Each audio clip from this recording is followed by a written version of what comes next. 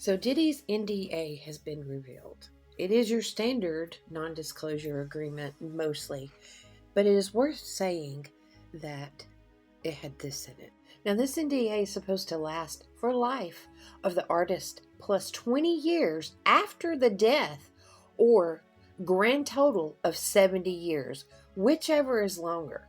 The length of the NDAs varies from agreement to agreement, but this is certainly on the longer side. He is currently locked up in the notorious Brooklyn jail, where he's awaiting trial. Most recently, a Playboy model has come forward and has alleged that at his free costs that she claims that he made her watch a J-Lo video before the two got intimate way back in 2000.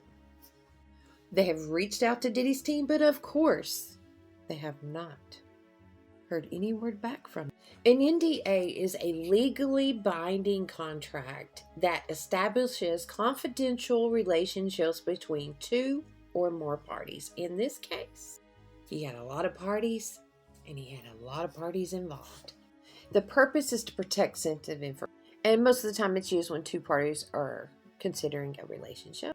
Typically, an NDA will expire after a set period of time, such as 3 years. But for this one, Diddy's entire life, and then 20 to 75 years after. This is an interview that was taken recently. You might remember it, to where they say there was 8 celebrities, and 2 of the videos possibly would be minors. After testifying before the grand jury, out of those 8 videos, 8 celebrities, 6 men and 2 women, how many of those 8 celebrities were close to being underage or potentially underage? 2 males.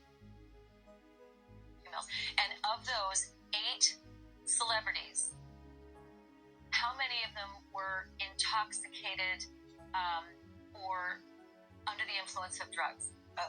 This is going to be all speculation. I just want to preface it by he wouldn't know if Appeared they to be. were. Right. Sure. Appeared to Let me be, rephrase right. it. Based on, yes. Understand. Out of the 8 celebrities who were recorded having intimate relations with Sean Combs, how many of them appear to be either inebriated or intoxicated or under the influence? All of them.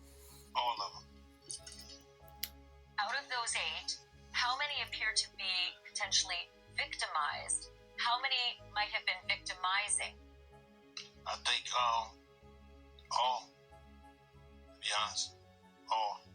Were victims They or victims. were perpetrating? Victims. They were all 8 were victimized, meaning this was happening to them and they were inebriated.